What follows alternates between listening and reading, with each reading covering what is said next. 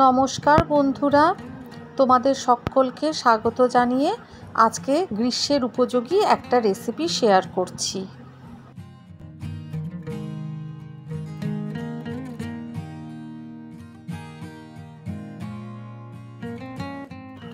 কড়াইতে সর্ষের তেল নিয়ে নিয়েছি, তেল গরম হয়ে গেছে।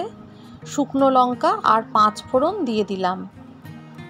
দিয়ে ফোড়নটাকে ভালো করে নাড়াচাড়া করে আলুগুলোকে আমি লম্বা লম্বা করে কেটে নিয়েছি, আলুটা দিয়ে দিচ্ছি হলুদ গুঁড়ো। খুব কম মশলায় এই তরকারিটা খেতে কিন্তু ভীষণ ভালো লাগে বন্ধুরা। এরপর আমি বেগুনও লম্বা লম্বা করে কেটেছি, বেগুনটা দিয়ে দিলাম। একটু ভেজে নেব।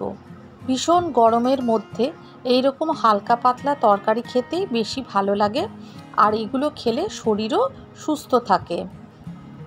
দিয়ে দিচ্ছি কুমড়োগুলোকেও আমি লম্বা লম্বি করেই কেটে নিয়েছি। তোমরা চাইলে এখানে আরও অন্য কিছু সবজি অ্যাড করতে পারো। এরপর আমি 2 মিনিট ঢাকা দিয়ে দিচ্ছি। ঢাকনাটা খুলে দিয়ে দিচ্ছি সজনে ডাঁটা।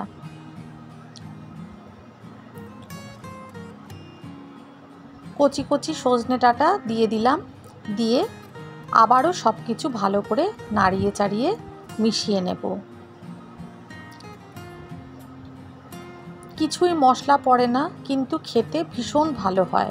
প্রয়োজন মতো নুন দিলাম, একটু মিষ্টি দিয়ে দিলাম, আর দিয়ে দিচ্ছি পাকা লঙ্কা। 2টো পাকা লঙ্কা ভেঙে আমি দিয়ে দিলাম। এখানে কোনো লঙ্কা গুঁড়ো পড়বে না। আবারও 2 মিনিট ঢাকা দিয়ে রেখেছিলাম। তরকারিটা অনেকটা নরম হয়ে গেছে। সব কিছু আবার ভালো করে নাড়িয়ে চাড়িয়ে নিয়ে আমি প্রয়োজন মতো গরম জল দিয়ে দিলাম।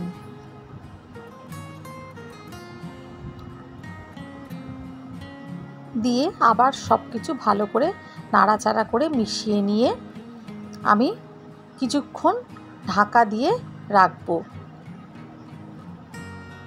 2 থেকে 3 মিনিট ঢাকা দিয়ে রেখেছিলাম। ঢাকনাটা খুলে নিয়েছি। মোটামুটি তরকারিটা কিন্তু রেডি হয়ে গেছে। তরকারিটা মাখা মাখা করার জন্য আমি কয়েকটা আলু ভেঙে দিচ্ছি।